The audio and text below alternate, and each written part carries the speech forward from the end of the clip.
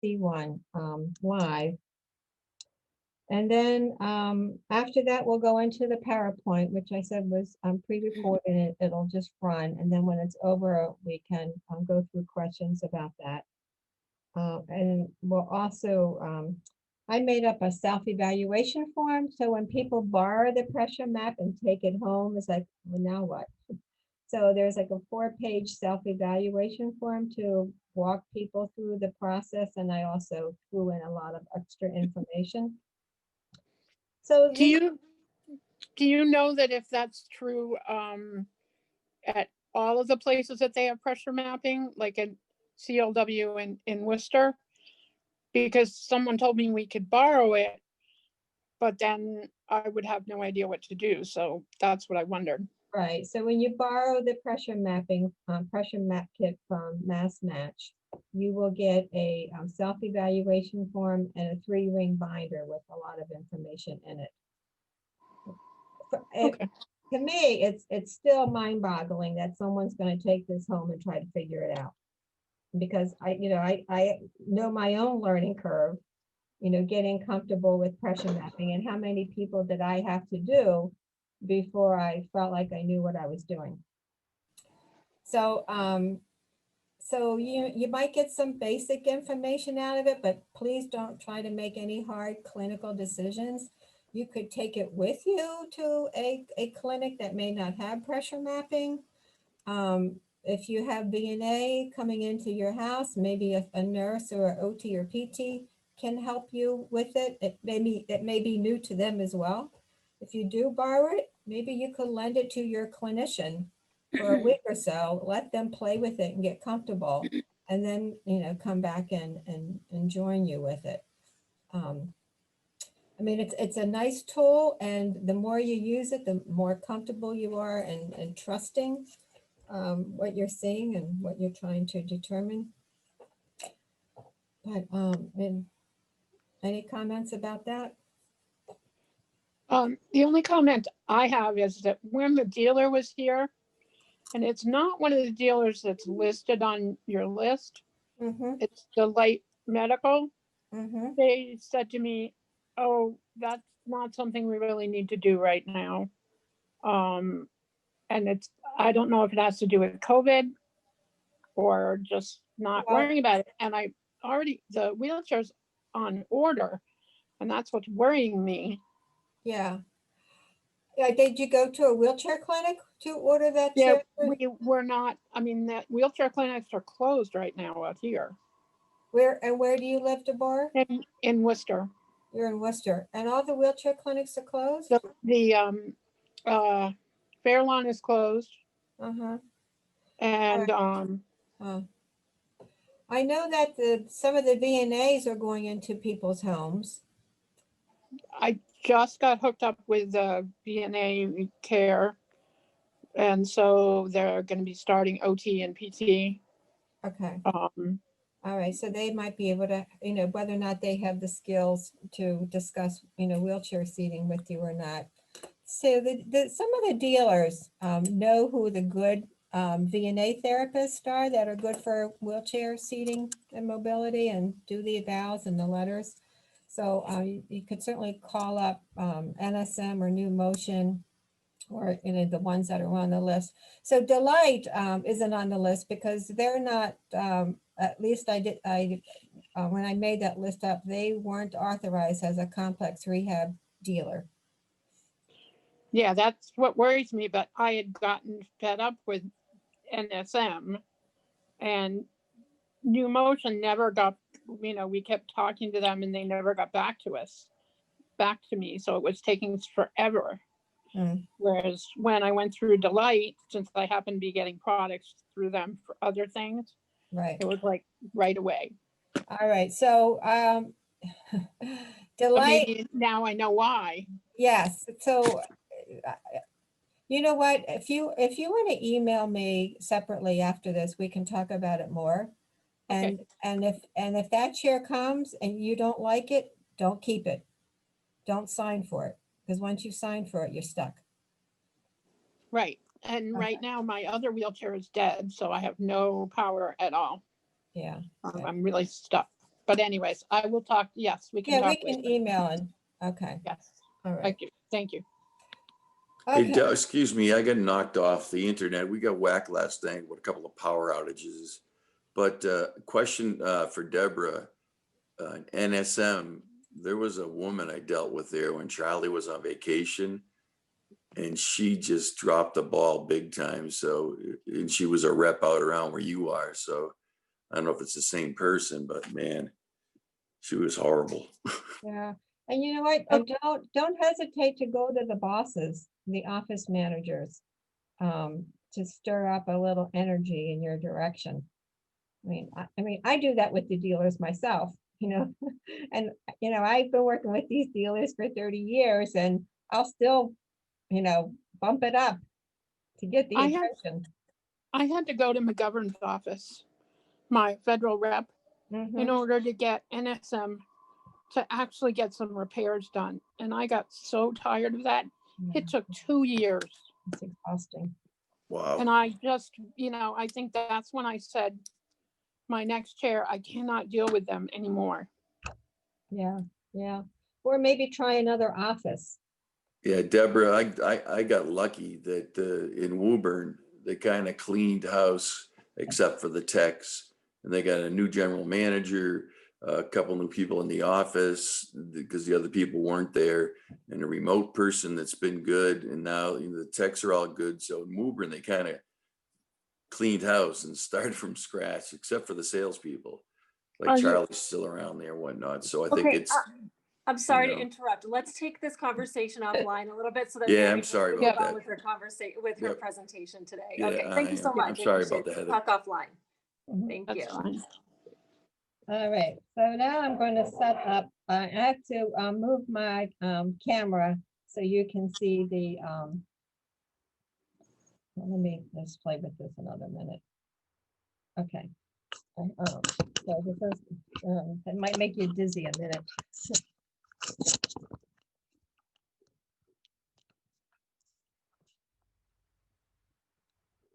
All right, so I don't know if you have,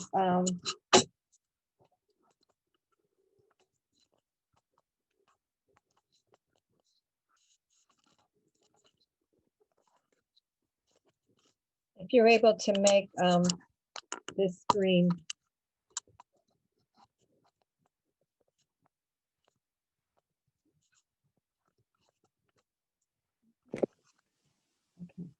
Yeah, we can see it. All right, let me just change that. Okay, so I'm sitting on a pressure mat. I don't know if you're familiar with the mats look like. They're usually black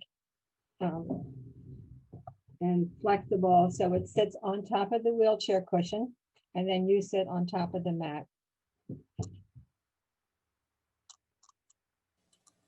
All right, so you can see the outline of my body. Let me just put that back. So I am going to exaggerate my sitting bones. Those are my ischial tuberosities. And the mat, I don't have the mat square, so that's why it looks like I'm not sitting square on the mat. But let me see if I can unrotate that. All right, so there's my ITs, those sitting bones that get us into trouble, right? And the more pressure I put those bones onto the cushion, it's squeezing my skin, my muscle, and my fat, and creating those hot red spots. So I'm going to take the pressure off, and then you can just see my thighs and my pelvis. So if I shift to the left, and all the pressure goes on the left, I shift to the right. You can take snapshots of this for your documentation and comparison. So when and of course you're evaluating the wheelchair cushion in the wheelchair with everything adjusted properly, the footrest, the armrest, the headrest. So all the parts of the chair contribute to supporting your body. So you can't compare cushions sitting on anything else besides your wheelchair. It doesn't count. So when I was at Spalding, the pressure mapping was great for people to see what their bodies were doing on the cushion, but also what they needed to do to offload. What do they need to do for pressure relief? So I'm just going to demonstrate a few things. So if I lean forward, I'm just leaning, getting my shoulders closer to my knees. My ITs are no longer touching the cushion. And that's a very simple, I mean, I have strength, I have trunk control, but if you use your armrest for this, or a countertop or a table, and just rock your pelvis so those bones lift up off the cushion. You can, go back with your hands and feel that you're offloaded if your sensation's impaired. But with this screen, you can see it. Now that's a very easy position for some people to assume. And then other people with to do pressure relief may just, lean from side to side and offload one side of the buttocks or the other. And then, of course, a push-up. All right, there's my hands on the mat, and just my thighs are showing. And then if people have tilt and recline, I can't simulate that here, but when you go into tilt and or recline, you're certainly shifting the weight off the cushion to your back. And we'll talk about that more. So this image is showing us a lot of numbers, and we'll go through that in the PowerPoint. As a clinician, I pretty much look at the image and I may, in my documentation, talk about what the highest number is. So, so the peak pressure index right now is fluctuating between 102 and maybe 118. So I do document that number. You can, on the chart, you can see the highest number is 200. And that would be the red. Okay. All right, so let me, I'm gonna start the PowerPoint, and then with the PowerPoint, I turn off my camera and my voice so nothing comes through. And that is just gonna run, and then we'll have questions after that. All set to go? Okay, thank you. All right.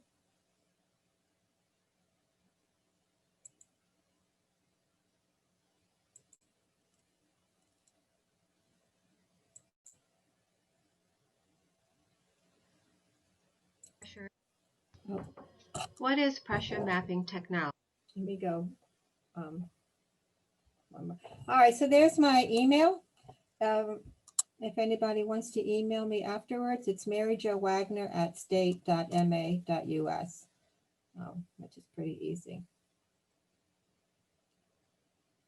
All right, so here we go. And if anything is acting funny, Heather, I think, can text me, but we should be okay. In this webinar, we will define pressure mapping, discuss the causes of pressure injury, what to do to prevent pressure injury, and how can you borrow pressure mapping free of charge in Massachusetts. What is pressure mapping technology? It's a mat with sensors connected to a computer.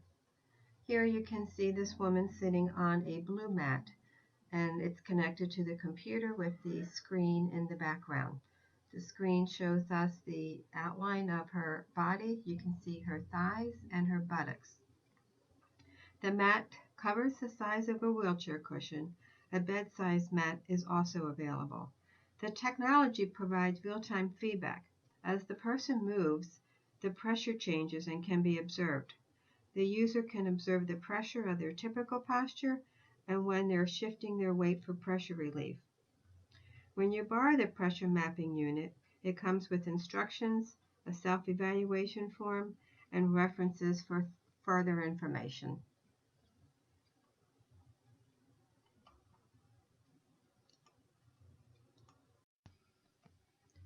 Using pressure mapping, we can compare the effectiveness of pressure distribution of various cushions. We can observe the pressure caused by a person's posture before and after correction. We can also see their most effective pressure relieving methods. Therapists will use their hands to feel pressure when pressure mapping is not available or to confirm. When using air cushions, we train caregivers to use their hands to check for proper air inflation under bony prominences. In the wheelchair clinic, we will use pressure mapping for one of at least 5 reasons. The first one is when someone has a pressure injury and we use pressure mapping to problem solve a solution. The second reason we'll use pressure mapping in the clinic is to have the person test the different pressure relieving techniques to determine which ones are most effective to offload the at-risk areas. The person can see on the screen how effective the pressure relief is, and that's very helpful to learn to do that effectively. The third reason is when someone has impaired sensation and they cannot report reliably how the pressure or the cushion feels. We will use pressure mapping to help select the proper cushion. The fourth reason, many cushions are adjustable with air, foam, gel, and modifications, and we can use pressure mapping to help us select the best adjustments to provide pressure relief for that cushion. Some people will come into the clinic that have concerns, discomfort, or a history of pressure injuries, and we'll use pressure mapping to review their status and make recommendations. Using pressure mapping at home. There are benefits to taking the pressure mapping home to use. One is you can test and practice the effectiveness of pressure relieving techniques. Use the self-evaluation form to guide you through the process that will come with the kit. You can also screen your wheelchair cushion and determine if a clinical evaluation is needed. And the third benefit is you can pressure map any surface that you sit or lie on, your shower, commode chairs, car seats, bed, recreation equipment, and any other furniture used. If your wheelchair clinic does not have pressure mapping, you could certainly take this kit with you. You may want to loan it to the therapist in advance so they can become comfortable using the pressure map, and also provide the therapist with the self-evaluation form that you've completed at home or with the therapist.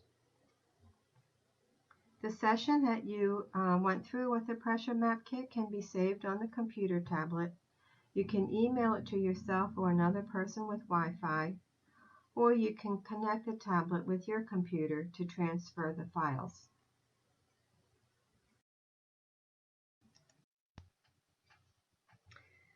The National Pressure Ulcer Advisory Panel provides this definition of pressure injury: localized damage to the skin and underlying soft tissue, usually over a bony prominence.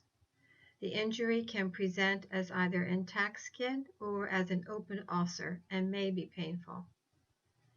The injury occurs as a result of intense and/or prolonged pressure or pressure in combination with shear. The tolerance of soft tissue for pressure and shear is also affected by microclimate, nutrition, condition of soft tissue, such as heat, moisture, and friction. So the key words here are bone, pressure, combined with shear, with or without pain, open or closed, tissue tolerance, and other factors contributing.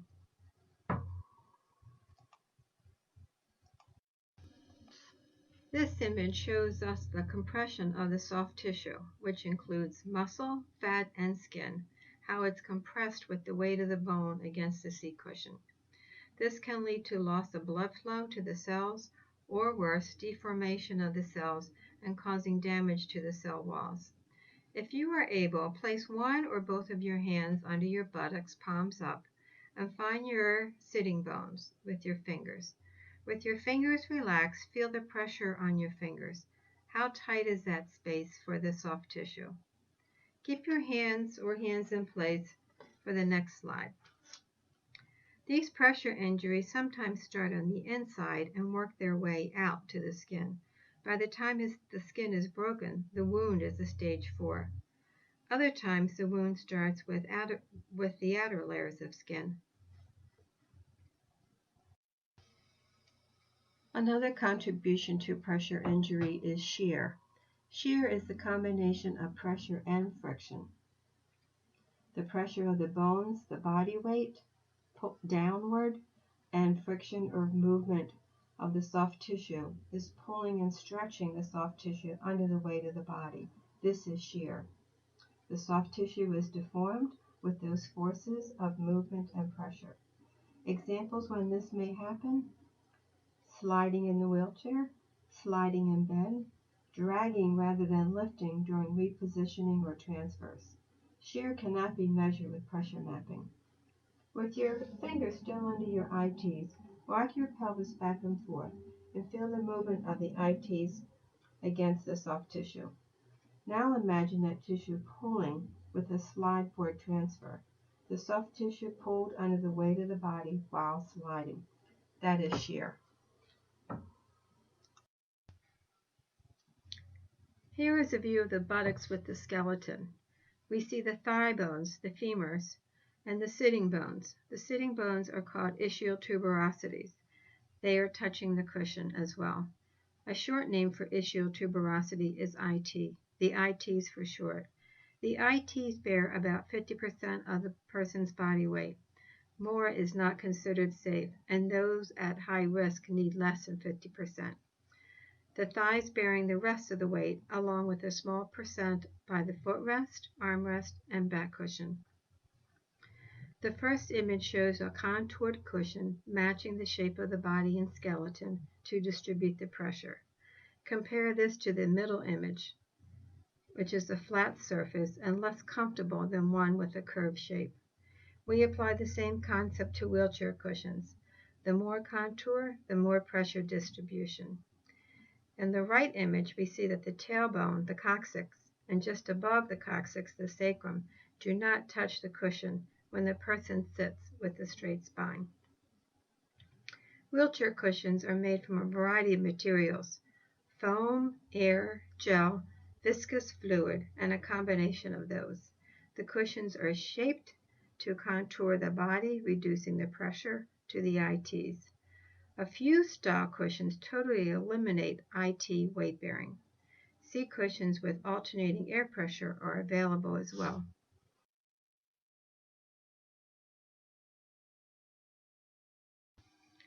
This image shows us the risk areas for pressure sitting with a slouch posture. The buttocks has slid forward on the cushion. We call this sacral sitting. The pelvis is not straight in alignment, but tilted back. The tailbone, the coccyx, is pressed against the cushion. The upper back, a small area, is bearing the weight of the entire back. We can see a gap where the body is not touching the back of the cushion or the back of the seat. If the person is not flexible to sit with the hips all the way back on the cushion due to comfort, flexibility, or stability, we need to change the seating system to match their posture and positioning to make sure the pressure is evenly distributed and relieve any pressure to the tailbone.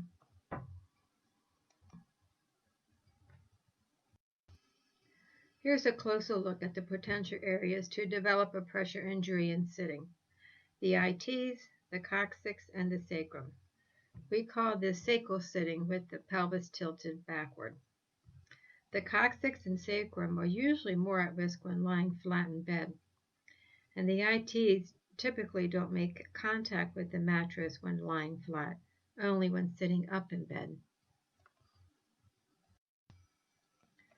The causes of pressure injury: one is restricted blood flow. Healthy cells can withstand a few hours of lack of blood flow before causing damage. Tissue compression and deformation: a few minutes to an hour of tissue cell deformation can cause damage. Many pressure injuries are caused from a combination of both reduced blood flow and deformation of the tissue with shear. To understand shear again, picture the skin and muscles pulled or stretched against the downward pressure of the bone. Pressure mapping does not help us to see the effects of shear movement over the course of the day. This image shows us the common location of pressure injuries on the lower spine, the buttocks, and the hip. The sacrum coccyx are more at risk when lying in bed or sacral sitting in the wheelchair, sitting slouched. The ITs are at risk with sitting, not in bed or standing generally speaking, but yes, if sitting in bed. The greater trochanter is at risk with side lying in bed, or if the wheelchair cushion has a sidewall or hip guides that are too tight or firm. This image shows us the landmarks of the skeleton.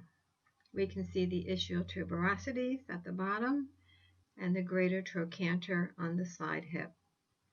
The sacrum is the triangular bone in the center, and below that is the coccyx. When sitting, the hip is flexed and the ITs are making contact with the seating surface.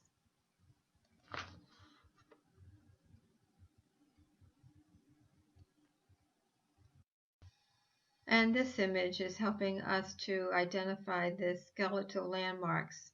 And I pointed out the ischial tuberosities just to appreciate that when the person is sitting, those ITs are making contact with the seat surface.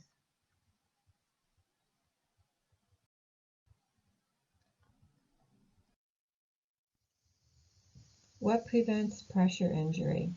Offloading those IT bones is the requirement throughout the day if you are at high risk or lack sensation. Weight shifts should happen every 15 to 20 minutes and should last 2 to 3 minutes in order to allow the blood to resume back into the cells. Shifting every 15 to 20 minutes is based on how frequently people typically shift themselves throughout the day. The way you can do this, if you have sitting balance and strength, you can lean forward. You can lean to the side, lifting up one hip at a time, or do a push-up. I find that people can lean forward easily, especially if they have a countertop or a table in front of them. You don't really need to get your hands down to your feet.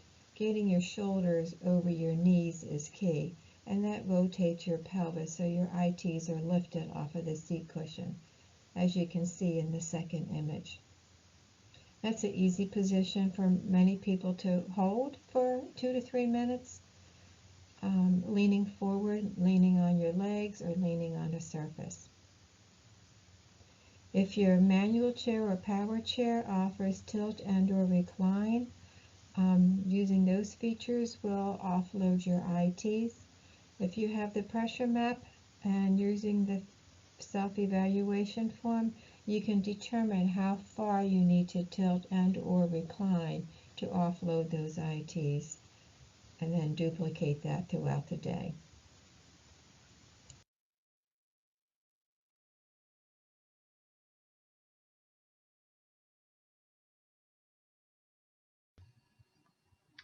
In this image, a gentleman is in a power wheelchair. The first image on the left shows his pressure mapping sitting upright. We can see there's more pressure underneath his ITs. He places himself in tilt. I would guess that's maybe a 50-degree angle. And you can see how the pressure has shifted back to the back side of the cushion. In the third image, he's combined recline with that tilt. And look how much pressure has been reduced with the combination of tilt and recline.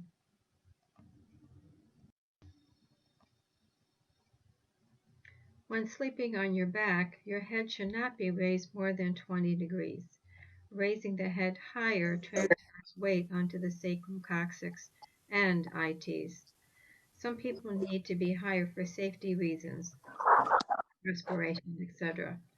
In contrast, The higher the knees, the less pressure on the sacrum and coccyx, providing that the head is below 20 degrees. Ask a care provider to place their hand under your coccyx sacrum area and feel the pressure as you test various heights of your head and legs to identify the best position that reduces pressure. Take this information with you for hospital stays. Repositioning during the night.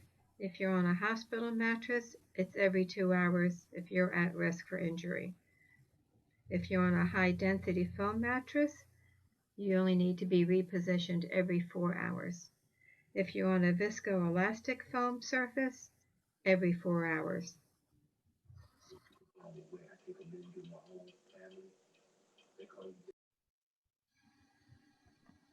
This image gives us a better look at the Greater Trochanter, which is at risk for side lying in bed and sometimes with the seat cushion. When side lying in bed, it's best to roll slightly forward or backward to eliminate pressure to the Greater Trochanter. A wheelchair cushion with a raised side or hip guide can cause pressure of the tissue over the Greater Trochanter.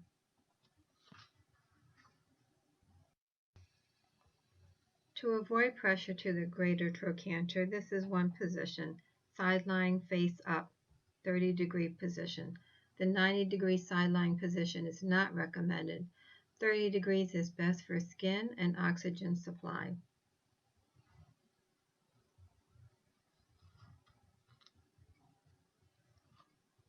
Using foam and pillows are helpful to hold the position and allow full relaxation.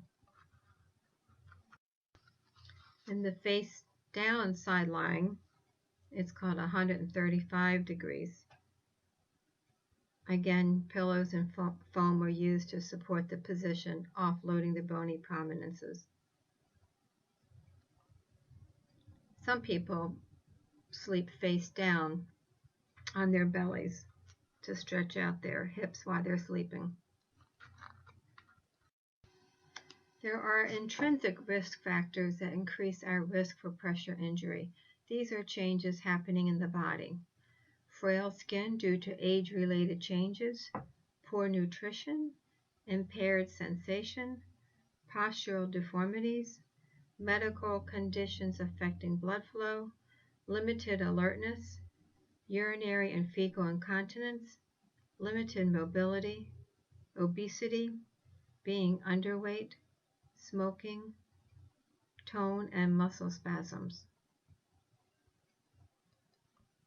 These variables will put us at more risk for pressure injuries. This list is also included in the self-evaluation form. The extrinsic factors that can increase risk for pressure injury: prolonged pressure, shear, which is when tissue is stretched or pulled, and the microclimate, too much heat or moisture. Heat and moisture typically don't cause a pressure injury with a stage 3 or 4, but heat and moisture can contribute.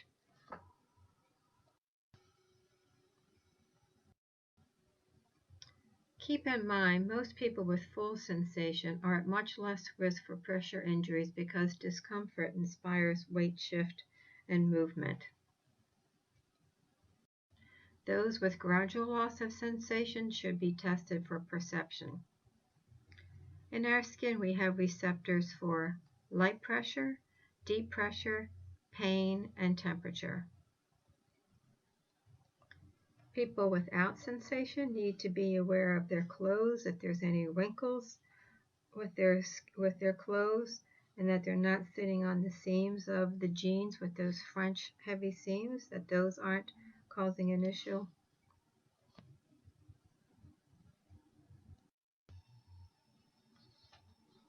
Now let's look at some pressure maps.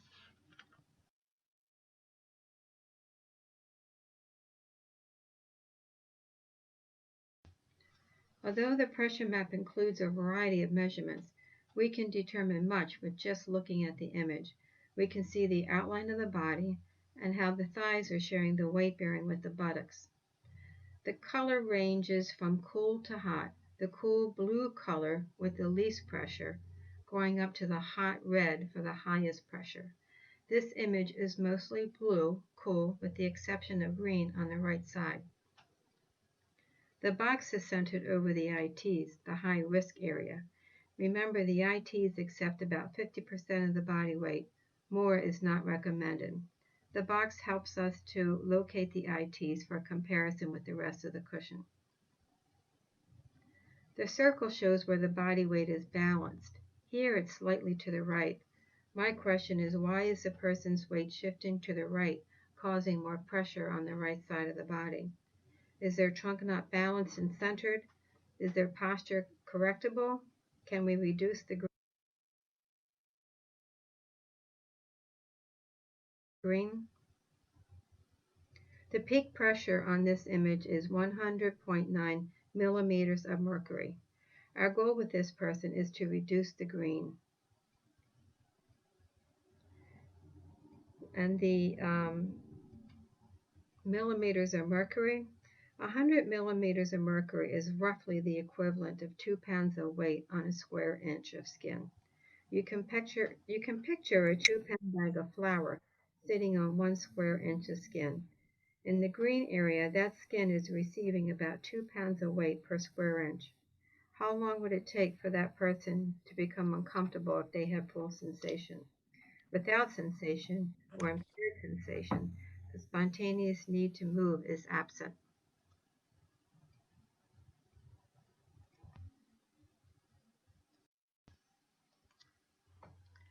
What do the numbers mean? The color scale goes from cool to hot, low pressure to high pressure.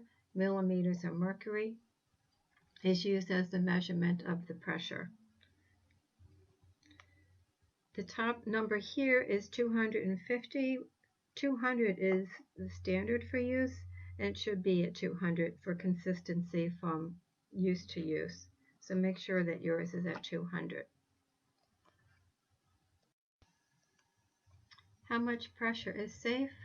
As we said before, 100 millimeters of mercury roughly means 2 pounds of weight per square inch. Think of a 2-pound bag of flour resting on 1 square inch of skin. 200 millimeters of mercury means 4 pounds of weight per square inch. Looking at this image, what do we see? Lots of red and more on the right side of the person. Very high risk for pressure injury. This is not safe. The thighs are not well represented. My questions are, why is the body not balanced? Are the thighs not making good contact with the cushion? What is the condition of the cushion? Is there a pressure relief cushion designed that would help distribute the pressure more evenly? This person would need to be seen by a therapist skilled with wheelchair seating. Let's compare these two images. The image on the right, the thighs are not bearing their 30 to 40% of the body weight. Look how red it is under those two ITs. The peak pressure is 200. We don't know why the thighs are not bearing weight, but the goal would be to distribute that pressure away from the ITs.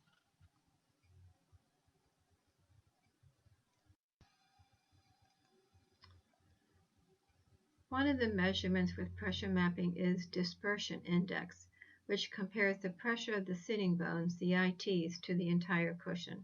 We know that more than 50% is cause for concern, too much pressure onto those bones.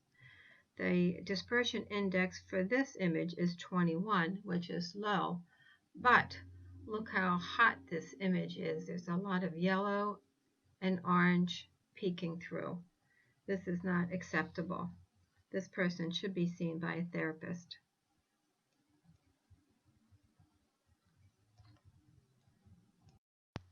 What do the numbers mean? The next number we're going to look at is the sensing area. That's the area of the mat surface that is contacted by the body. How much of the mat is sensing the weight of the body? This is more helpful in the clinic and research, but for home use, your eyes provide the information that you need. You can see on this slide on the right that the person is not bearing any weight with their thighs, and all the weight is in the buttocks IT region.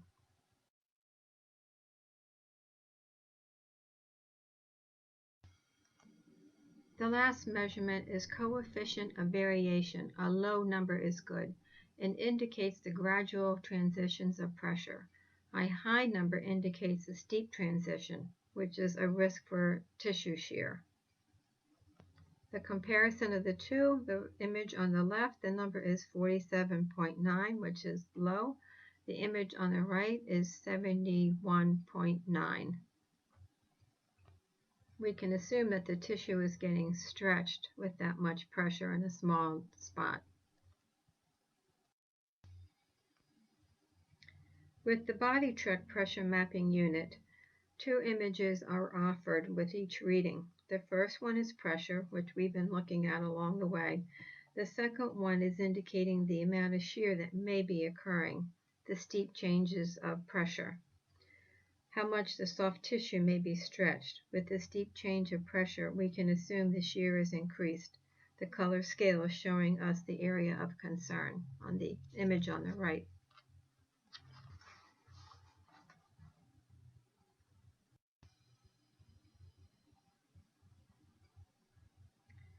Here's an example of a before and after. We can see the elimination of red, orange, and yellow with an increase of blue and green. The thighs are accepting weight bearing. The pressure is not elevated under the ITs, which is a good sign. How much pressure is safe? We can see what very good is, and we can see what bad is, but we don't always know what okay is. Consider your risk factors. The point I want to make here for home use is that the pressure map may help you determine the best pressure relieving techniques to use to offload those ITs throughout the day. If your image is questionable, that is an indication that you need to be seen by a therapist to understand the variables and explore solutions.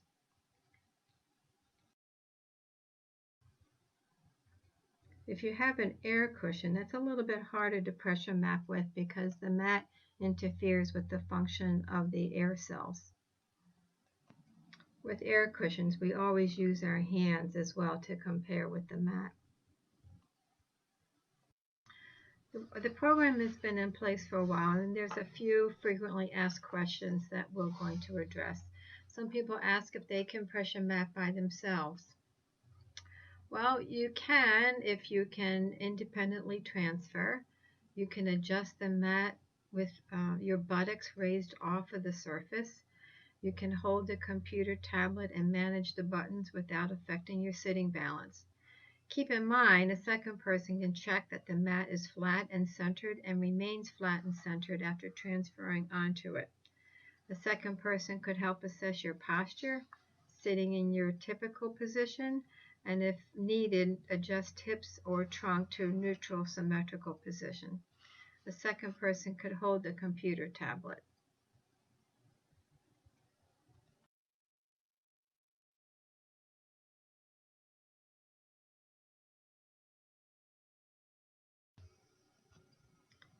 And you can use two different size mats for the bed. The small cushion, wheelchair cushion mat could be used in bed if you're just concerned about what's going on underneath the hips and the pelvis.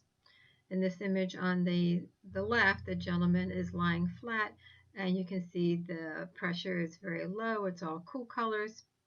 When he sits up, his weight is shifting, dropping into the pelvis.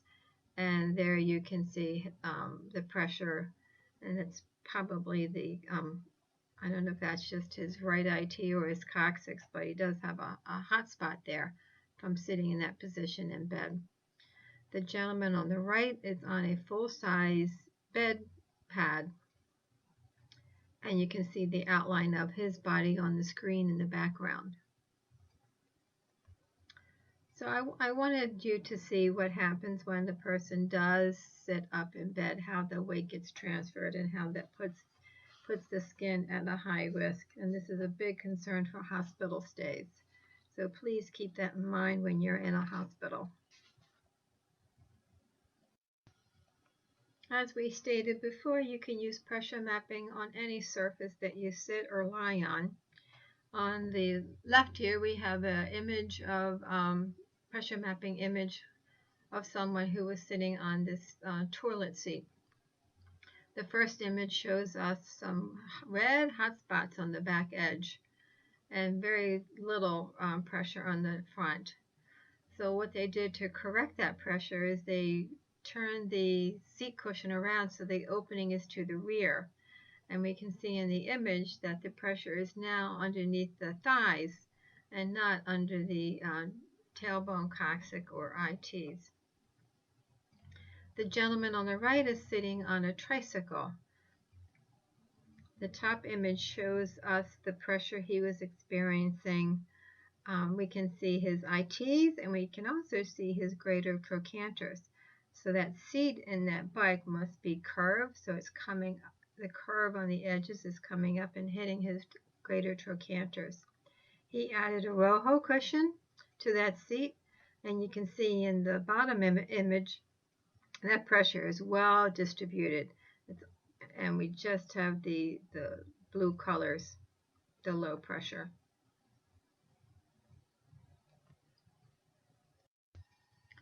Another frequently asked question, who interprets my results? To get a complete clinical interpretation, it's best to work with an occupational or physical therapist skilled with wheelchair seating. The interpretation requires not just observing the pressure map image, the color scale, and the numbers, but the therapist will also be observing the person's posture and movement patterns, their weight distribution on the seat, back, headrest, armrest, and footrest, the orientation of the frame, whether it's upright, tilted, or reclined, the method of propelling the wheelchair and the transfers used, the time spent in the chair, and other risk factors. Consider clothing, garment, prosthetics, and orthotics, as well as slings. The clinician will look at the seating system for the clinical properties and the condition, and will also consider other DME equipment used. The therapist also takes into account the person's medical status and history.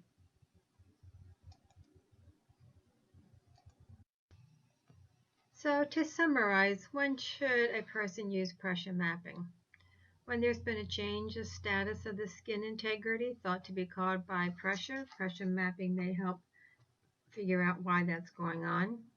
If someone doesn't have sensation when ordering a new cushion, pressure mapping may be helpful. Or if the cushion is getting adjusted, it may be helpful for that as well. Pressure mapping is certainly helpful to determine the proper pressure relieving techniques that a person will use throughout the day. Typically, we don't use pressure mapping if a person's sensation is intact and the person is a reliable reporter. So the two main benefits of pressure mapping are if someone has a pressure injury or a history of pressure injury with impaired sensation, we certainly want to use pressure mapping to make sure that we're making all the right decisions. And it's a great tool to show people how to do pressure relieving techniques. Watching that image on the screen change as their position change is very reinforcing.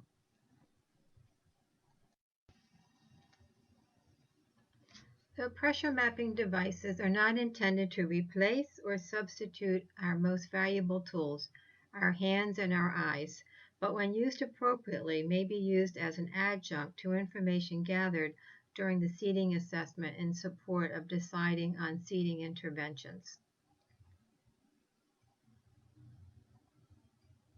Those interventions are looking at posture, the seating system, pressure relieving techniques, and the wheelchair frame and the frame features.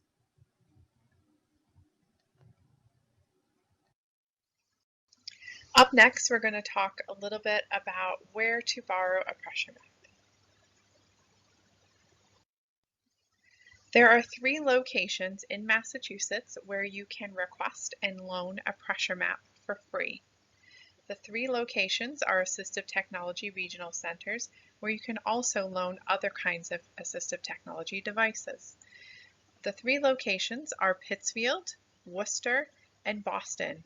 Each are listed here with the contact information where you can call and speak to a coordinator about the procedure to loan a pressure map, and also a website listed at the bottom of the slide where you can go to look at more information around the pressure mapping program and ways to loan the devices. Loaning a pressure map in Massachusetts is completely free.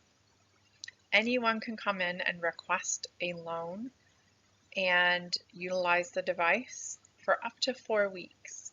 We ask that if you're done with it sooner, that you bring it back to us so we can loan it out to the next person.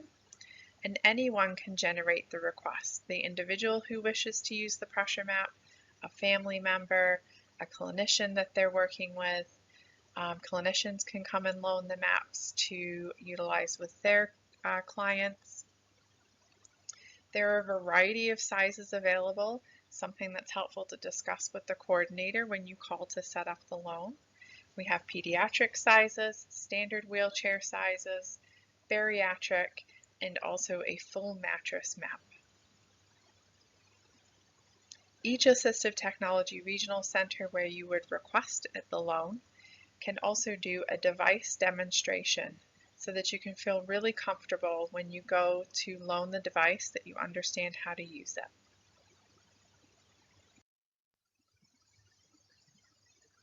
There are two different products, two different brands that we have available in the Assistive Technology Regional Centers. One is the BodyTrack LT. This is pictured here. This is a lighter, more portable version, comes with a tablet, and there's more information on the particular device listed on their website. The other option that we have available is by Blue Chip Medical, their MeasureX pressure map. This one's pictured here with the blue mat. There is again more information directly on their website. This pressure map is the one that is available in pediatric, standard, bariatric, and mattress mapping sizes.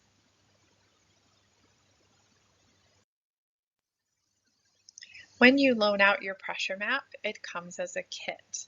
In each kit is a binder that includes a quick start guide specific to the unit that you have loaned, how to turn it on, how to put all the connections together, how to save your data. There's also a lot of really good resources just around pressure injury, where to go if you need to get more support. There is, of course, your mat, which comes with each kit that has a cord, and your quick start guide will show you exactly where to put each of the connections. Some kits come with a laptop, some with a tablet, and that depends on the product and the size, and they're very specific to each mat. Each kit also comes with a plastic sleeve, and that is to cover your mat during the time that you're using it, in order to help us maintain the mat for hygiene purposes so that we can continue to loan them out. We're excited to share with you a pressure mapping success story. This is James. He attended a mass match pressure mapping training, and in this video he's going to share a little bit about his experience.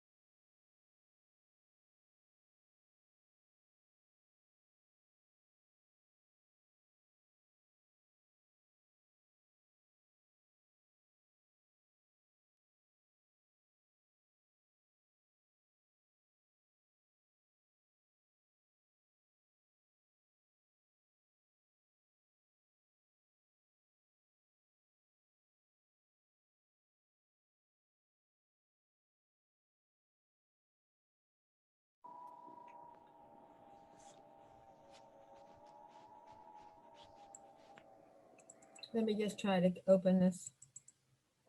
I think what I'm going to do is pass this slide and come back to it.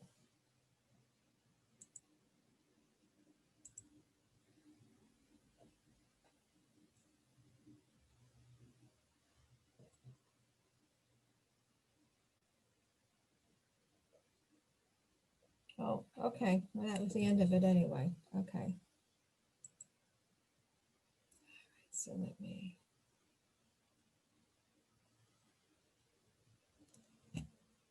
get myself back up here. Now we get to see who's sleeping. Wake up time. I will show that video again. I just have to do a separate link because it's helpful. But before we move on, any thoughts or questions about what you just saw with the PowerPoint? Mary Jo, there was a question in the chat, just wondering if these slides could be available for attendees to receive, to review again. Do you send them out at all? I can. Well, it's a big file, so it won't go through email. I guess if I could do it through Dropbox. Mary, I don't know if you're able to, but you could upload it to the folder that we have on our Google Drive where the handouts are. Okay. Yeah. The link is in the chat, but I can also send it to you by email if you'd like. Okay. Ryan, can you put that link in the chat one more time in case anybody came in Sure, after yeah. posted, please? Thank you. Yep.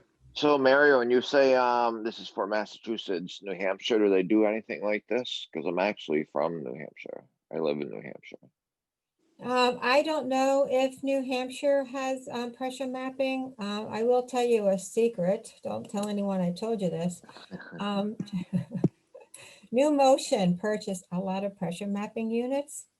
Okay. So the dealers have access to them, but the dealers don't advertise that because they don't want to get caught up in trying to do pressure mapping when they're not clinicians. Right. You just had to advocate for yourself. Yeah. So, if you have a nice rapport with one of the New Motion dealers, maybe you can borrow theirs. New Motion. Okay. Or, right, great. If you know anyone in Massachusetts that can borrow one for you. I think I might know somebody. You might know somebody. Yeah. The Worcester or the Pittsfield location. Yeah, possibly. Yeah. Yeah. But it was a great presentation. In fact, the wheelchair that I just got donated to me, Ron had gotten for me. I had this cushion on it that I really liked, but I'm not sure of.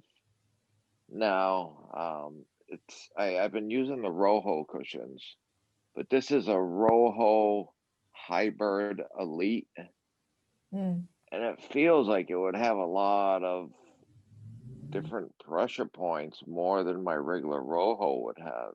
Mm-hmm. So But need it. Go ahead. How are you doing on it? I haven't been using it. I just stayed with my regular Roho. Only because I do have a small. I broke my leg a month and a half ago, and when they had my leg in a cast, it caused a small sacrum wound.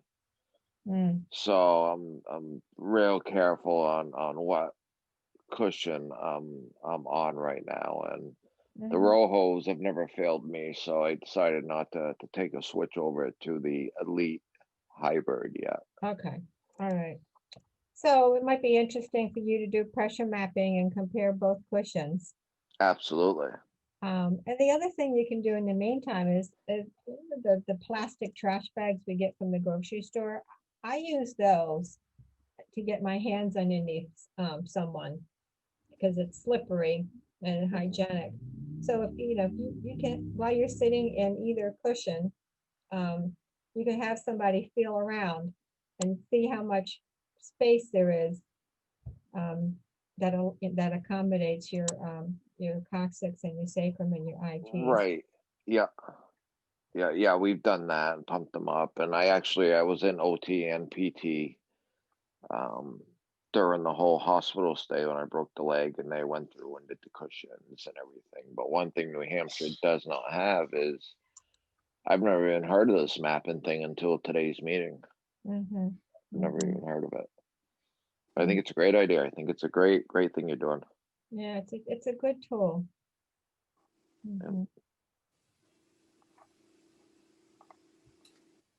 Any other questions or comments before we move on? Yes, Mr. Warren. I think you have to unmute yourself.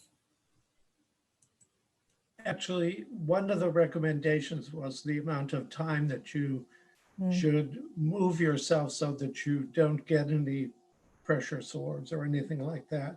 It was 15 to 20 minutes. And to retain that for 2 to 3 minutes, I'm actually quite astonished by that, because I wonder how many people comply with that protocol, because I know that during the course of the day, that seems like an incredible amount of time to spend in motion, when I know just sitting here for the meeting, I violated that like forever. Right.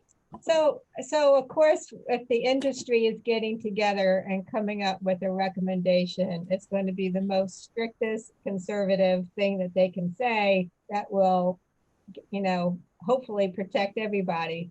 But we do know a lot of people get by and have healthy skin without following that to a T.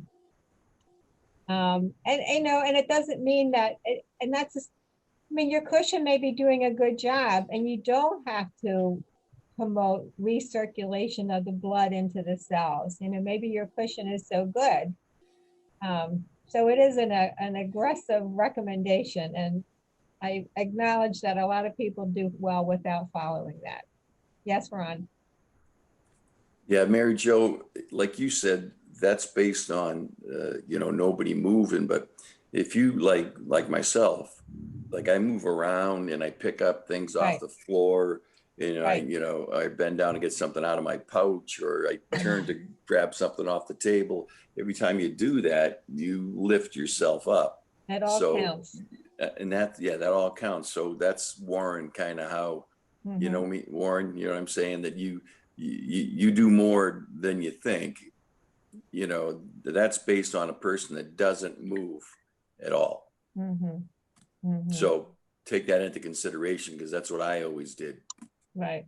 But that doesn't mean you can't set a timer, and, you know, if you haven't moved in a while, you know, maybe you can move then, you know. So that's what I do. I find especially when I'm not in the chair, but I'm in the bed, that's when I find it the hardest, because I start getting so focused on either reading or writing or watching television or the computer. That's when I forget. And also, I find, though, I set timers when I have pressure sores, which I do right now, to shift position. And I do find it intrusive, because it breaks my concentration and gets frustrating. But the pressure sores are also highly frustrating. So I figured I just have to keep going and getting through it, so they'll go away, and then I can go back to a little bit less intrusive timing of maybe a half hour to 45 minutes, which works better. I have a Verilight, by the way. A Verilight? Yeah. Which seemed to be okay, but I'm not sure that now that I have even more decreased sensation, I'm very anxious to try this mapping idea, and especially on the bed. Yes. All right, Mary, you have a question or comment? Yeah, I'm sorry I was late. I was polling today. I was just wondering, how long should a cushion last? Did you even talk about that? I'm sorry. No, I didn't. I mean, in general, like we Right. sit in them 18 hours a day. Is it a year? I mean, they say 5, but I mean, just curious. Yeah, well, I think it depends on the cushion and the person. Talking insurance, Medicare wants to see cushions last 5 years. Medicaid, Mass Health is much more generous and will replace a cushion every year if justified. Okay. So, I mean, you can get a cushion every year stating the reasons why. It's worn out, it's not working, you've had a weight loss, weight gain, whatever.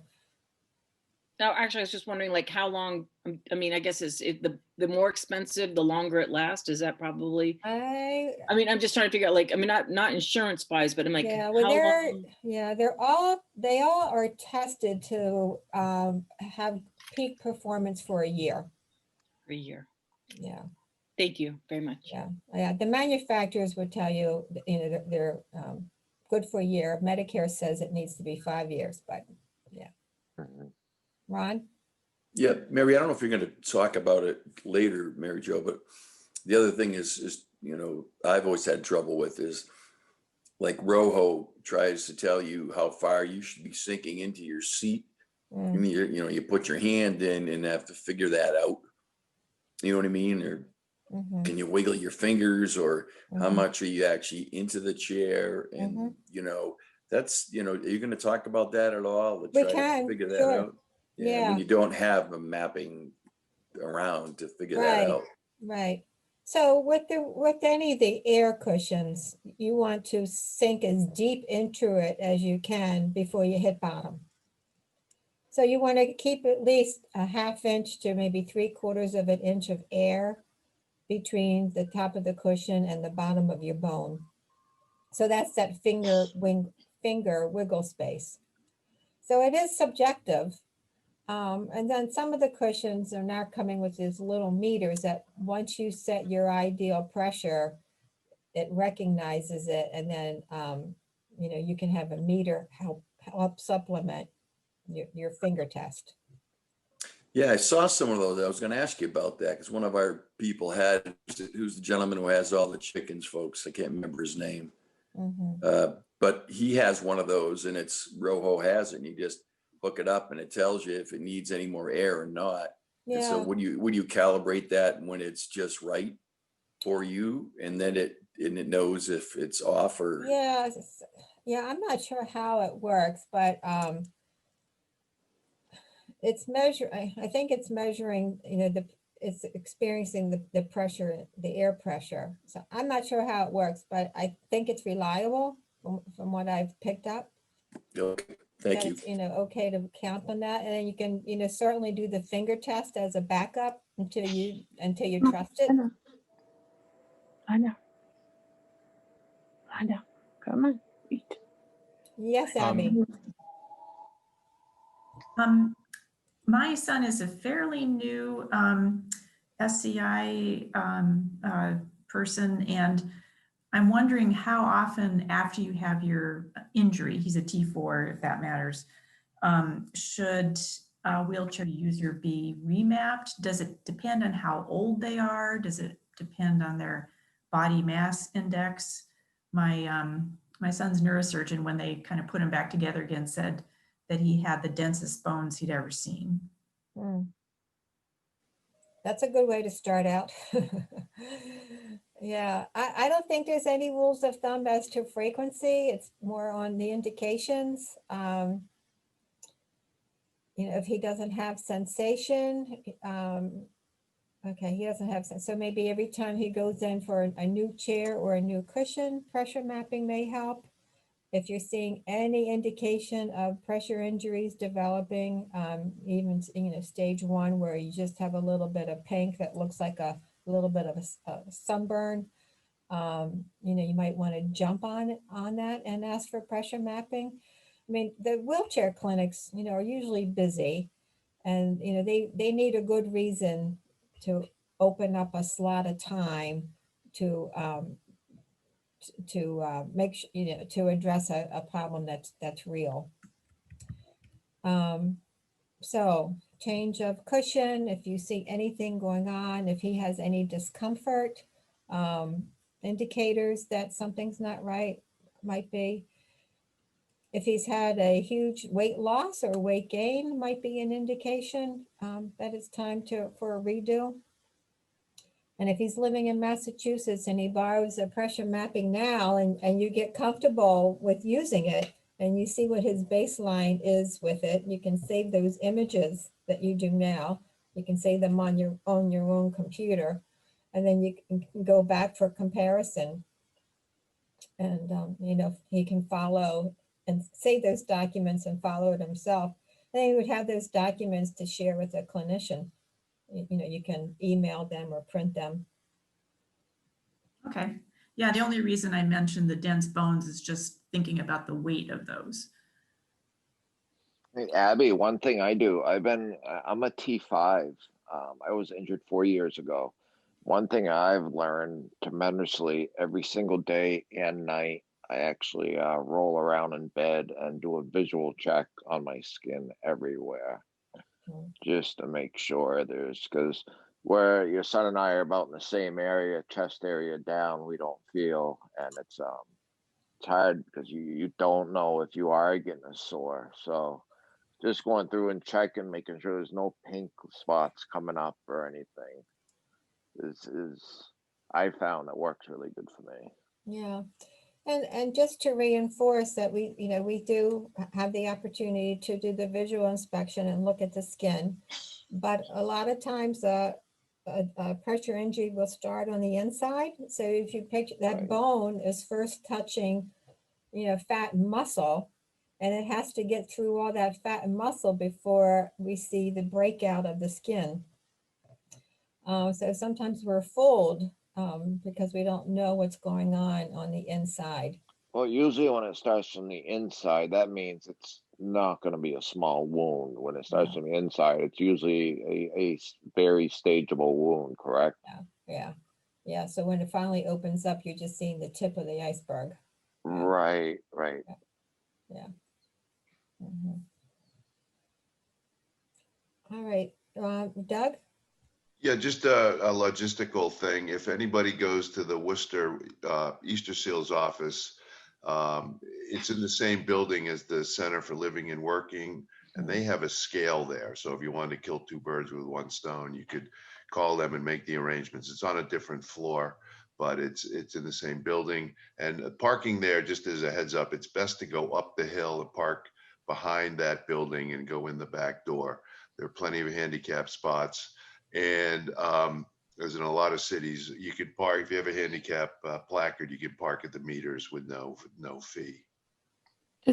Are they open yet? Oh, I don't know. Everyone I've talked to is working from home. Good point. Yes, I called yesterday, I think, and they're still saying on their phone that everything is virtual. So it's kind of, that's a little frustrating right now, not to know whether you can actually go there or not. Yeah, I don't know, but maybe give them a call or maybe send an email. Well, you can call and leave them messages, and eventually they get back to you. But I don't know that they're doing any in-person stuff yet. Okay, all right. So one thing about insurances I want to say, Mass Health, Medicaid in Massachusetts is very generous. We have the best in the country. So and Mass Health will always pay for a manual backup for a power wheelchair. So people that have power wheelchairs can also have a manual backup, and they both can be totally outfitted in custom seating. No questions asked. We've ordered both on the same day. Yeah, New Hampshire is not like that. No. I wish New Hampshire was nice like Mass, but the live free or die state is not. Yeah. And then another part about Mass Health that people don't know about, it's in the regulations, and you might have to push for it, but Mass Health will pay to maintain your backup power wheelchair. So you have two power wheelchairs in operation. And especially if your seating system is such that a loaner chair from the dealer or someplace else, would not get you out of bed. And you have to have the custom seating to get out of bed.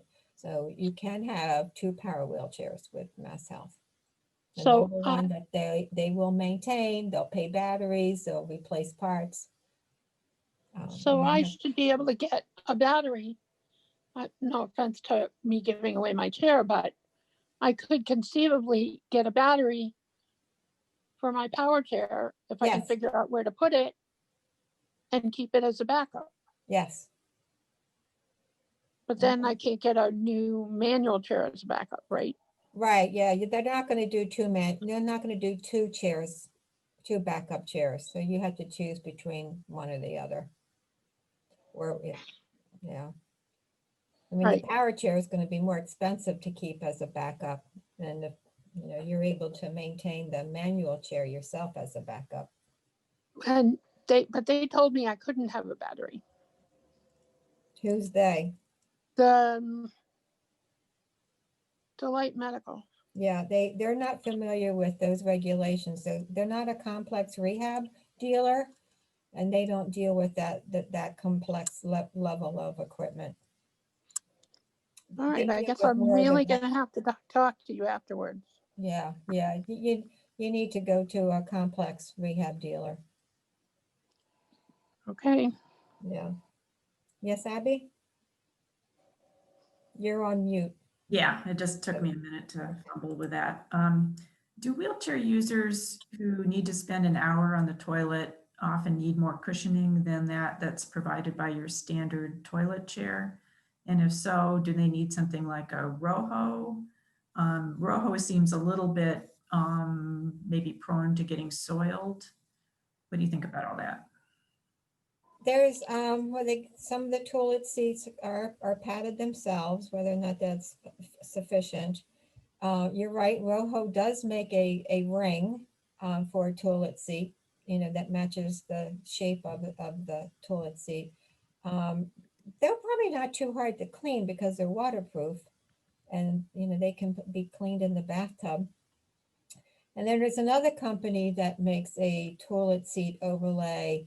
It's like the Action Gel, that amber jelly, and it's a square cut with a circle in the middle, and that has a staff check waterproof cover over it. It's heavy and it stays put. That's another option, and they're both hygienic. And insurance, it's hard to get insurance to pay for those, but they're not, terribly expensive. I actually got an Action Gel for my son to use while driving, just to kind of add some levelness, I think, to the car seat and to give him some padding under his Yeah, hip bones. yeah. The Action Gels are nice because it's like adding body fat. It's got the density is probably not the right word, viscosity, that mimics body muscle fat. Yes, Ron? Yeah, on that vein, I didn't realize how bad the padding was when I was in the car. Actually, believe it or not, even on those shower chairs. Those shower chairs pads aren't good, and there's frames in there that can really kill you. And I have an ischial bone that dropped because of a surgery, and I have to really be careful. But just so people know, and I can hold it up here. It's ROHO makes one called the Mosaic. It's like a 3-inch one with big cells, so it's kind of perfect for driving or your car or your shower chair. It's called the Mosaic. It's a lot cheaper than buying the 4-inch regular one. Yeah. And it's the same size, just it's got kind of big cells. So if it's something for a shorter period of time, because it'd be tough to sit on a 4-inch ROHO and drive, but those the shower chairs are horrible because the frames, especially, I got to watch. I have like nothing between my right ischial bone because it dropped down when I had surgery. My leg bone isn't attached to my hip. So I have to really be careful, but they make those, and they call them the Mosaic, and then they're relatively inexpensive. Yeah, so I recommend anybody for your shower chair, or if you're driving a lot. I had an old van that had nothing in it. I didn't even realize it. And stuck my hand in it one time. It was like, holy crap, a lot of pressure. So try to look at the Mosaics, and I'm sure you get the insurance to pay for it. I got workers' comp to pay for it because it's like, you want me to get a pressure sore and go through all that and end up with that, vac wounds or something like that, which I have in the past. And Yeah. so they move pretty quick if you tell them what's happened in the past, you know. Mhm.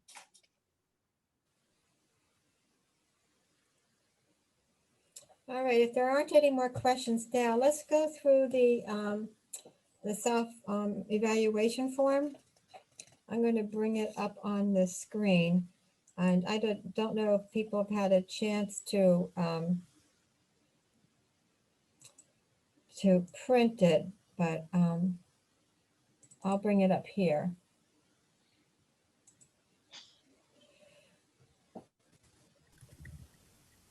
Okay.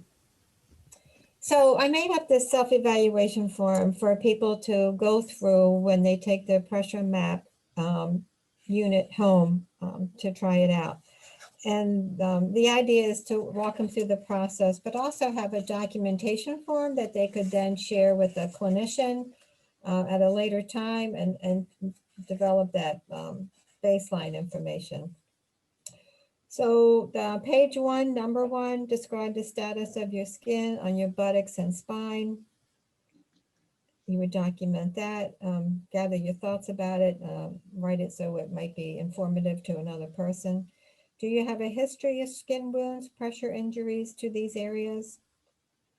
What is your sensation on weight-bearing surfaces? Is it intact, diminished, or absent? If pressure mapping in bed, what are you sleeping on? Do you have an overlay? Describe your sleep positions. What's the make and model of your seat cushion? And always pressure map the seat cushion in the wheelchair. What other equipment, I'm on page 2 now. Let me switch that. Sorry, I'm looking at my paper. I'll look at the screen, that will keep me right. And you know, think of all the equipment that your skin comes in contact with: commode, shower chair, sling, transfer devices, car seat, recreational equipment. You know what the role is for that, and then even you know, the lazy boy chairs. I was working with a gentleman who spent a lot of time in his lazy boy chair, and he was in a very slouched posture with his, and he was sitting on his coccyx, and he had a stage 4 for a few years and couldn't get rid of it. It wasn't coming from his wheelchair, because in his wheelchair he's sitting nice and upright just on his ITs, but in that recliner chair he was slouched. So consider all the equipment. What methods do you use to relieve pressure from your buttocks during the day? Trunk lean forward, sideways, push up, and then if you're you have tilt and recline, how are you using those? A reminder that change position frequently, and it takes 2 to 3 minutes for the blood to recirculate back into the cells. That's assuming that whatever you're doing has blocked blood flow. Circle your risk factors. And on page 3. Nothing.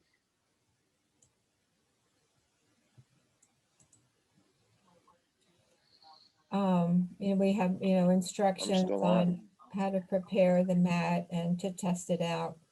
I'm not going to read through this, but let me just keep on going just so you're a little bit familiar.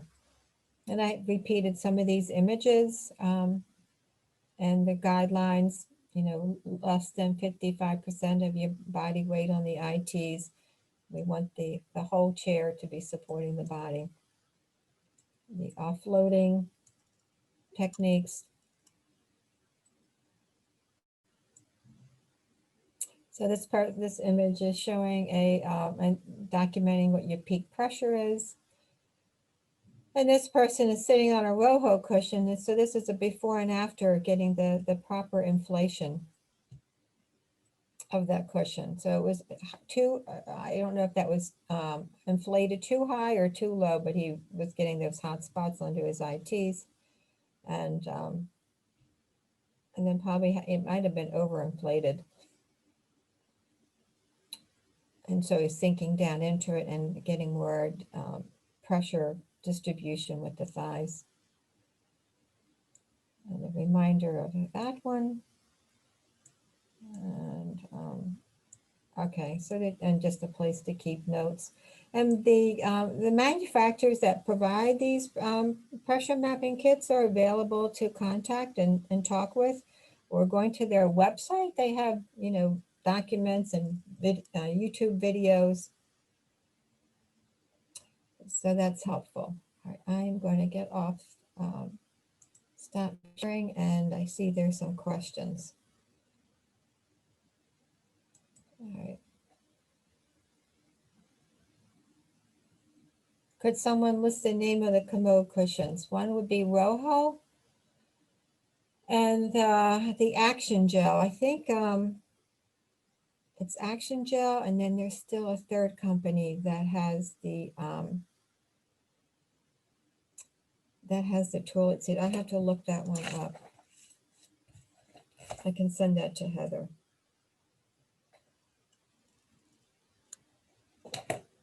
What's the drawbacks of overinflating a Rojo cushion? What makes it hard, and it means you get less pressure distribution. So it's not working at its best. So you really want to sink into it and see that you have just about 3/4 of an inch of air between the cushion and your IT.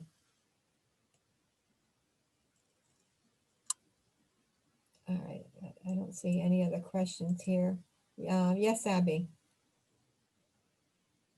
Unmuting. Okay. What do you think of ordering a custom gel and foam cushion from an online vendor that's been recommended by a peer?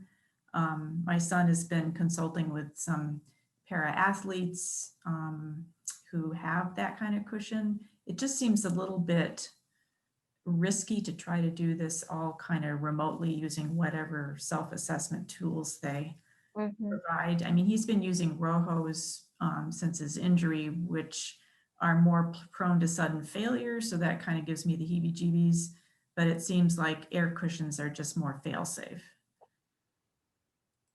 Yeah. Why does he have any, does he have any reason to move away from the Rojo cushion? I think he just wants something that he can throw around more and not, you know, and he also goes, you know, when he skis, he's going from one temperature extreme to another. So that does affect the inflation somewhat. Okay. I'm going to open this up for other people to contribute to answering this question. I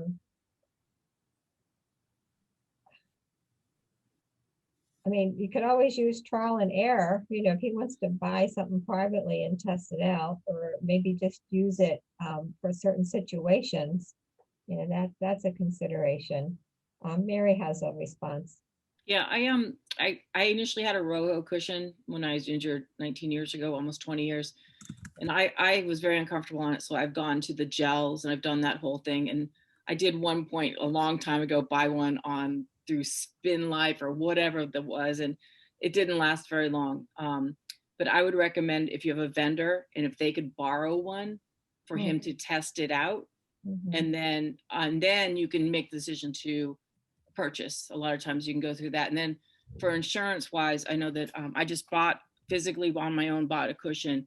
And I just signed a thing saying, because I'm on Medicare, I just signed something saying I'm not going through Medicare for this. So it was very easy. I don't know if that will help, but. Yeah. Hey, Abby, I have one thought for you. When it comes to the Rojo cushions have always worked great for me. I've never had a problem with them.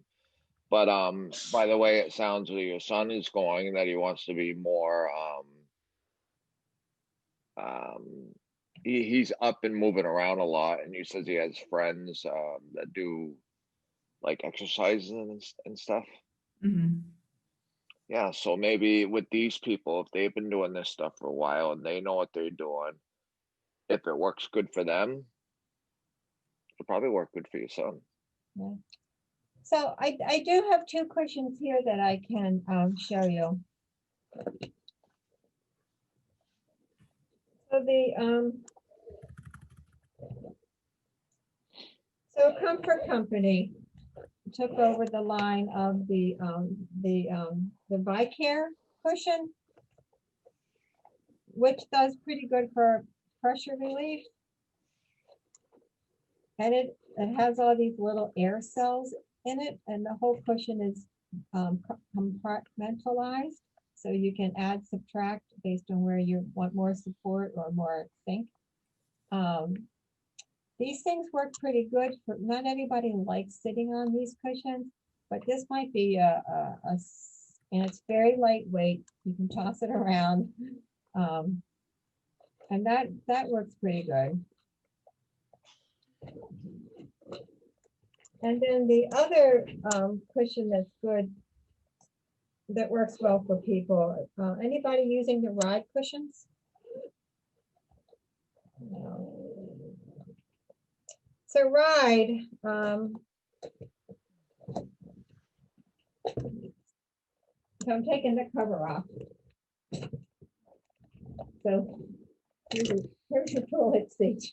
I got to turn my camera on, so I can't tell what you're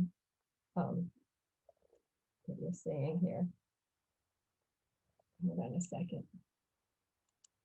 I think I've lost myself.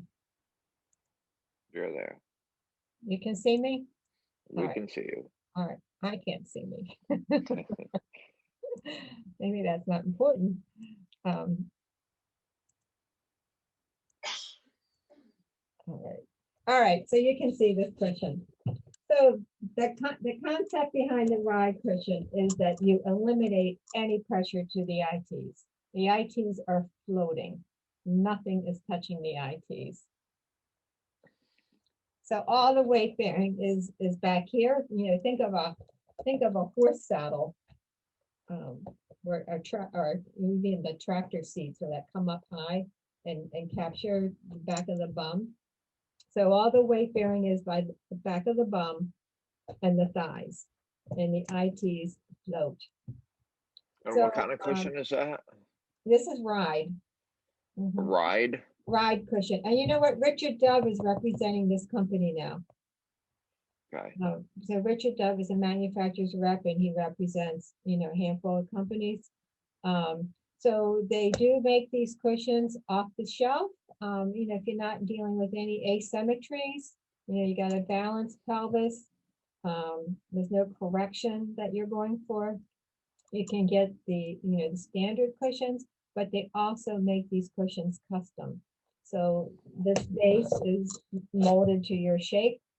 So they go through a process of having you sit on like a bean bag. They suck, you know, shape it, suck the air out, take a 3D image of that shape, and then their factory in Colorado cuts the base out, and then you get your top for it. That kind of seems to be the future of cushions, no? Yeah, this is great. It kind of. Yeah. So I mean, these cushions are good if someone is good at paying attention to how they land in the wheelchair.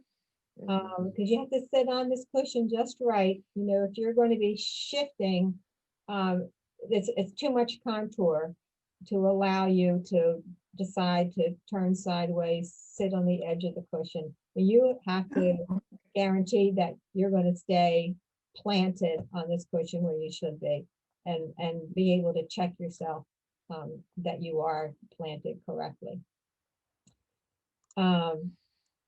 So the new Rojo cushion, I think you talked about, Alan, the Hybrid Elite, is mimicking this cushion. So it was kind of the same thing, but I wasn't saying anything yet. No, I was going to bring it up. So yeah, the new Rojo cushion is taking this concept, and so I think that's great. So they're shifting the weight to the buttocks. They're offloading the ITs, and you're sitting on, you still have your Rojo air. But you're not being able to shift sideways, right? Right. So I mean, if you're wiggling around in your chair a lot and shifting, you may not need this kind of a cushion. You may not want this kind of a cushion because it is restrictive. So- Mary Jo, will they continue to make the RoHo that they are making now, though? Oh, sure, they won't take any of it away, yeah. Yeah, and you can go to their website, and all these companies have very user-friendly websites. You can look at all their products, and their literature, and their videos, and their order forms, just like the dealers do. My son was prescribed a RoHo Hybrid Elite while he was at Spalding, and he hated it from the get-go because it had him hovering too far above the seat, and just the mechanics of, you know, levering with the wheel rims was awkward. And he also is a squirmer. I mean, he likes to do a lot of variety of pressure relief, and just being kind of like anchored and sunk into that shape was right. So he might. That's the exact issue that I was having. Like I said, I just got donated the chair, and I had the RoHo Elite in it. Mhm. I loved it at first, but I'm a squirmer. I'm always moving. I'm always doing something. And I found that my regular RoHo cushion is easier to offset pressure, to do my exercises, and to do all these other things. Mm-hmm. Yeah. Yeah. So Abby, your son might like to explore the Vicare cushion by Comfort Company. Could you say Vicare. sort of? Yeah. So the well, it's Permobil. So Permobil purchased Comfort Company. So if you go to the Permobil website, you can find the Vicare, Vicair cushion. So Ted is the Cassette is the local rep for Permobil. And I don't know if Ted would work with your son directly or want to have a therapist as part of that conversation. But he might loan him one to try out. Are we supposed to know Ted, or would you? No, Okay. no. Everybody knows Ted except me. Everybody knows Ted.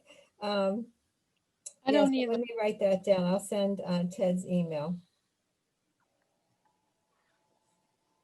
And also you can find him if you go to the Permobil website and you look up reps for New England, he'll come up, and then his email comes up. You can contact all the reps from all the manufacturers through their websites. Okay, Ron? Yeah, Mary Jo, the chair that the cushion that was on the chair that Alan had got, it's kind of strange because it's like got foam under your thighs, and then it's got RoHo pads in the other areas. Now, the one thing that I realized, and I'm kind of confused about this because I've been getting mapped forever. When I got the mapping system myself, I have no pressure on my thighs at all. I can put my hands underneath there. Now, my legs are kind of weird long, and I don't think my foot plate could drop down anymore than they have it. So if I take my legs and I throw them off my foot plate in front of me, it definitely takes some pressure off my ischial bones. And it's really important to me because, my right ischial bone isn't connected to my leg, and it dropped like crazy. And I have nothing underneath it for skin and tissue muscle. I'm talking, quarter of an inch to a half an inch, maybe not a quarter of an inch, I'd say. So it's really weird that nobody ever put any pressure on my thighs ever. Mm-hmm. So Ron, why can't they do with you they do with a lot of people, especially like in California? They're doing synthetic implants, butt implants, chest implants. Mm-hmm. Why can't they do a little implant under your skin where that bone's popping out to give you some extra cushion and put some skin around it? Yeah, what they do is you wait till you need what do you call it, flap surgery. That's pretty much what they do, Alan. But right. Yeah, well, I mean, I what wish they do something else, but some cushion under there, then they do the flap surgery. Yeah, but when I borrowed Mary Jo, when I borrowed that, I realized I have no pressure on my thighs, and then I stuck my hand under my thighs, and there's nothing there, and I'm saying, Jesus, why aren't I doing that when I'm so close to blowing out my my ischial bones. I'm Mhm. surprised that Michelle didn't pick that up at Spalding. Kind of weird. Her and Charlie mapped me. So are you able to, could you be sitting up a little higher in your frame without compromising? That's what they'd have to do, right? They have to change the frame a little bit too. I know what you're saying, you know. What if your They have, cushion, yeah. what if your they- cushion was thicker, or if you added some thickness to your Well, it's cushion? already a 4-inch Rojo. I don't know. They don't make them any thicker, right? No, but you could add some foam inside your cover underneath the Rojo. What if you Well, added? that's kind of like what Alan has. It's a Rojo in the back and it's got foam in the front for your thighs. Right. And when I talked to Michelle about that, she said, "Oh, those are junk. Don't use those." So I'm confused, you know, at what's the right thing for me, because and I read that, like you said, 30% of your pressure should be on your thighs, and I have no pressure on my thighs. Mhm. So, It's an there's a old couple chair. yeah, you know, there's a couple things that you might be able to play around with. So you could just take a flat sheet of foam, maybe a 1/2 inch thick, cut it to the size of your Rojo, put it inside the cover.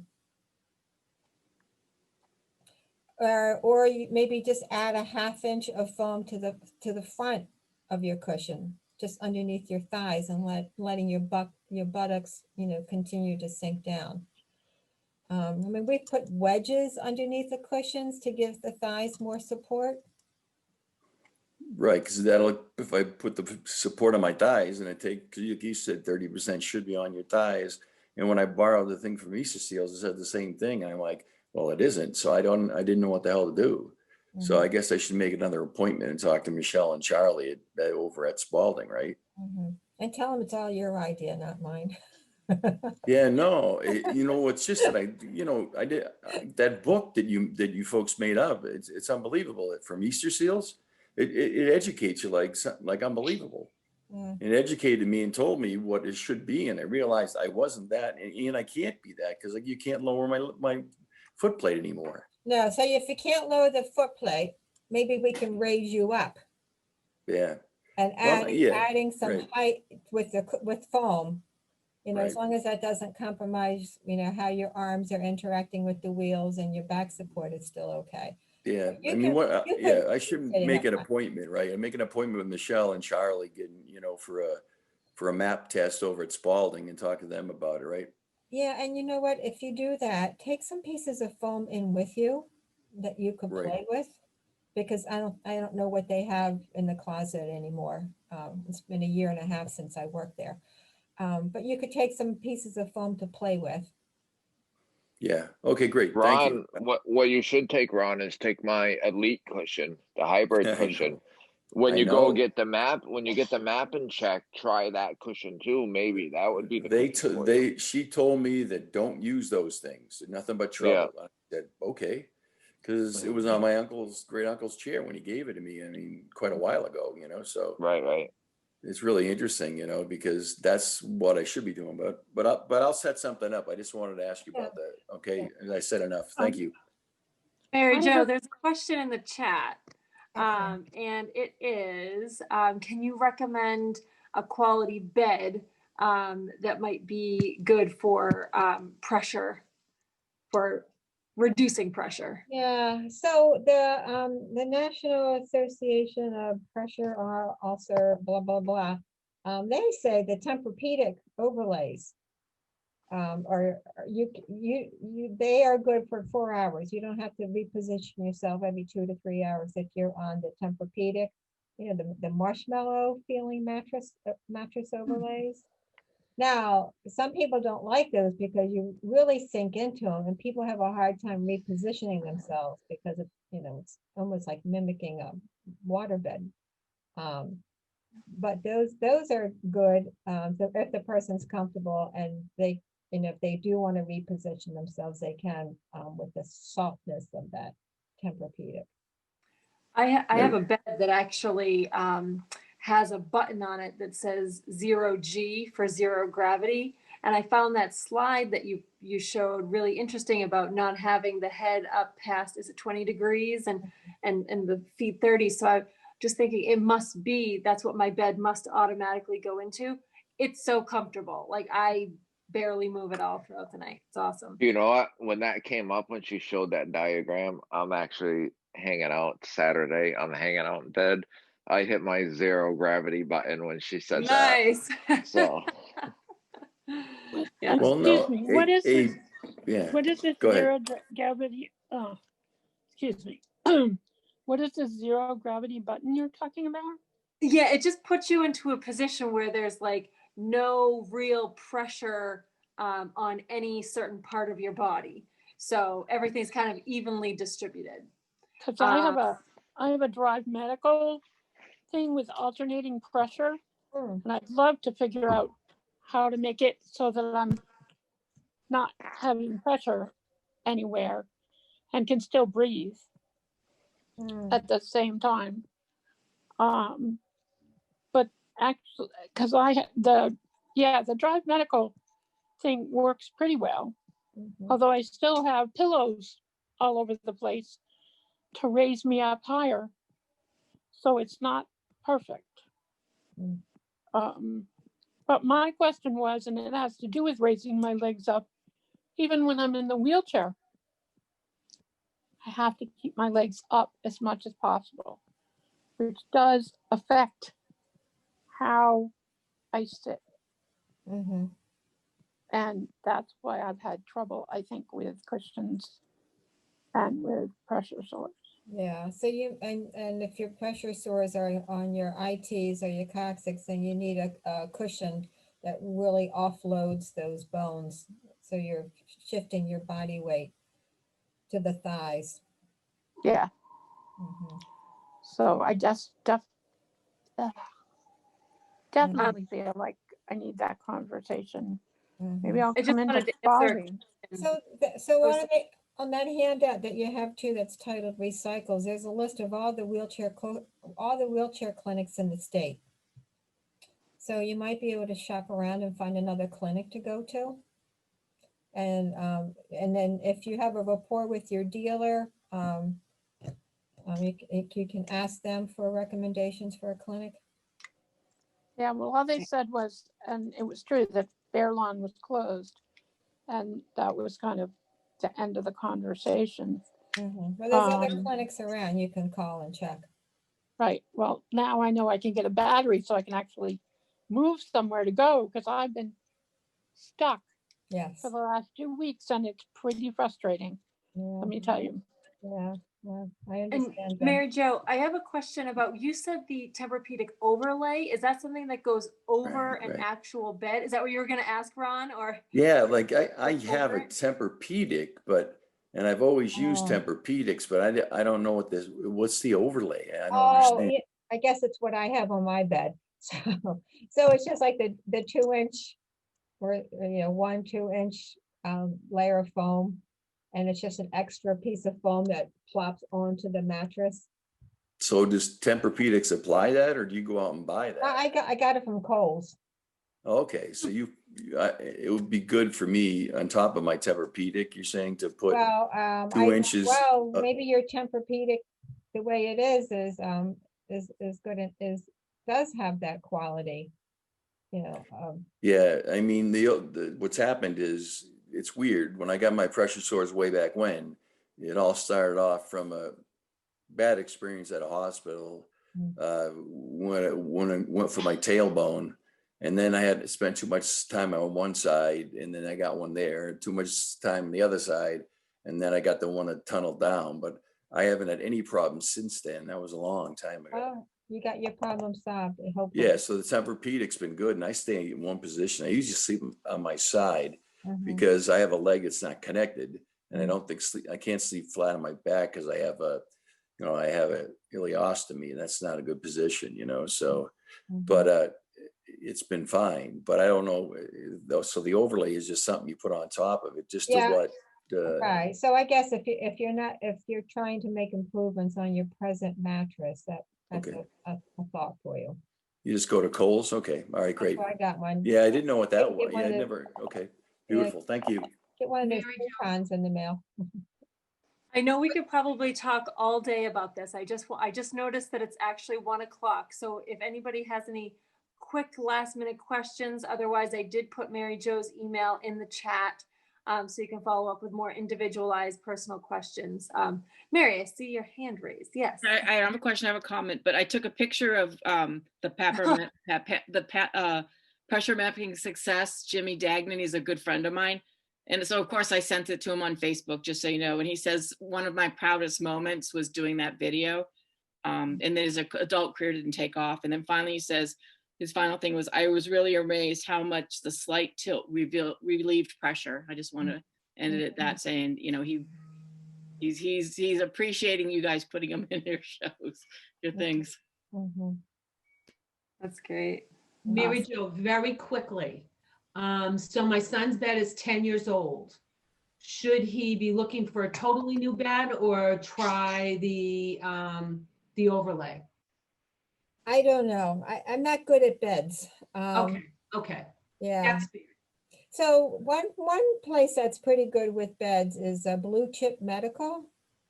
They have a salesperson on staff. Her name is Sarah. I trust her judgment. I mean, she's in sales, so, you know, take that into consideration. Right. But she has a lot of experience working with people with mattresses. Okay. She might be a source.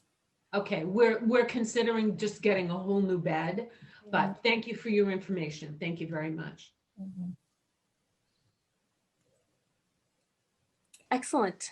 Anything else? This was so helpful, extremely informative, and I think it, like I said, I think it's a conversation that we could continue for hours and hours. There's just so much concern and everything. Oh, go ahead, Abby. Yeah.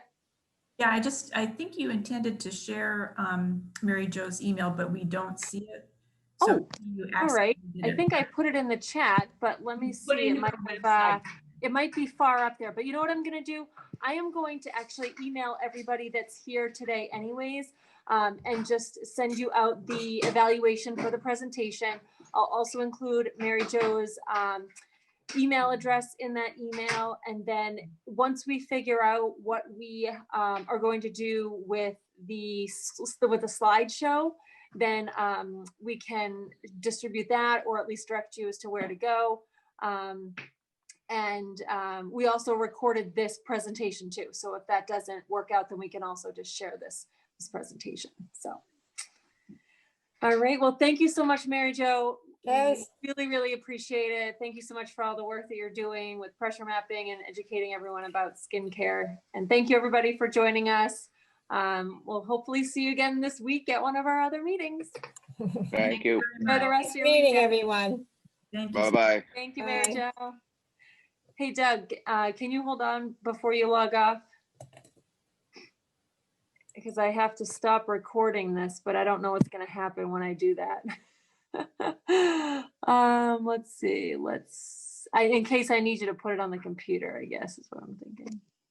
You will receive an email. Okay.